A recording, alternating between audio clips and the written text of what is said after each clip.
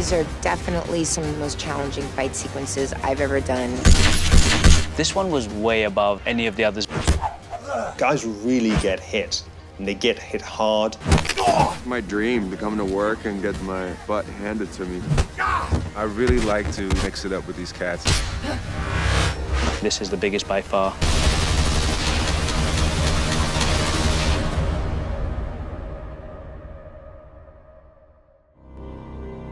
I was reading the movie and you couldn't turn the page. It was action upon action. What Nick Powell and I looked at was a lot of Thai movies, because Thai films in the last few years have really pioneered what I felt was very high-impact combat moves. And I thought that high-impact, real contact style is something that really suits 3D. 3D is different. The depth perception of where the punches go. You do see it differently from a 2D camera. You cut less, which means you can't create excitement through editing fast. You have to create excitement by guys really wailing on one another. And because you cut less, Basher over the back of the head. There's more of a chance you see that it's a stunt performer rather than an actor, which means you have to use the actors a lot more. So it kind of makes everyone's job a lot harder. I've been trained for the last 10 years, from Fifth Element to Joan of Arc, Ultraviolet, to punch and to do a good miss so that it sells it to the camera. Well, now, suddenly they're like, no, hit him. And I'm like, I can't. This goes like against everything I've been trained to do my whole life. Action! A lot of actors and actresses are not used to doing physical contact. And with this 3D, there is close physical contact. There was one particular fight move where Milla had to hit one of the undead in the face with a gun. Set. Here we go, and action. And of course, Milla doesn't want to hit somebody. Sorry, I'm going too low. You know, she's an actor. She doesn't really want to hurt people. And as we did more takes, you could see the stuntman would move his head closer and closer, because Milla would always make sure she missed him.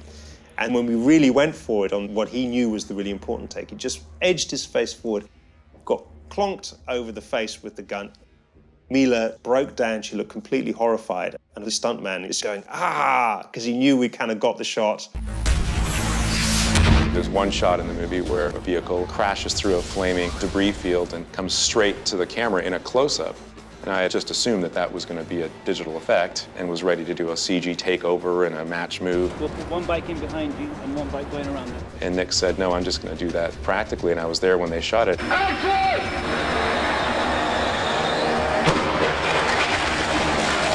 And he got it all in camera, which absolutely blew me away. I learned a lot about what you could do with a physical stunt. Let me know when you plan on doing that again. It's kind of become a feature of Resident Evil films, Milla with two weapons. Yeah. She's had two pistols, she's had two machine guns, she's had two swords. She's got every sword that she's ever wielded in the Resident Evils on her wall. But we've never really mixed it up. Nick Powell came to me and he said, you know what, I've been looking at these Thai movies, and what if we take the sword away and we replace it with a chain? And I'm like, yeah, but where's this going to come from? And then I walked outside and I saw someone had chained up their mountain bike. You know, mountain bikes have these really thick, chunky chains and these big, chunky locks. And I'm thinking, you know what, you start twirling one of those things around, you're really going to do a lot of damage. So we had Milla pick up a mountain bike chain with a big, thick lock on the end of it, and she uses a pistol and a chain. And I think probably does more damage with the chain than the gun. Every time I do a Resident Evil film, I'm constantly upping the ante. She works months on these acrobatic martial arts routines. She moved to Toronto a month and a half before we started shooting a frame of film, and that was so that she could rehearse fights. So we've been working at this for probably 6 weeks. Milla, Johan Erb, Kevin, we've been training different martial arts in order to sell the action. Milla is the most supportive actress to work with. I mean, we're like, get those heels higher, get the boobs out more. Milla and I stay in touch with the fans. And one of the things I know they've been looking forward to is a fight between Jill Valentine and between the Alice character. Only the two of you. It'll be enough. We intend to deliver that. There's something like 200 moves. It's massive, and it's so intricate. It's unbelievable. You know that whole sort of expression, buns of steel, and you kind of go, ooh, it's hard. Ooh, that That's kind of cool. And at the same time as the two of them are fighting on one side of the ice, you have Rain fighting with Luther and Leon on the other side. So it's a massive action-packed sequence. It's like, yes! It's really good.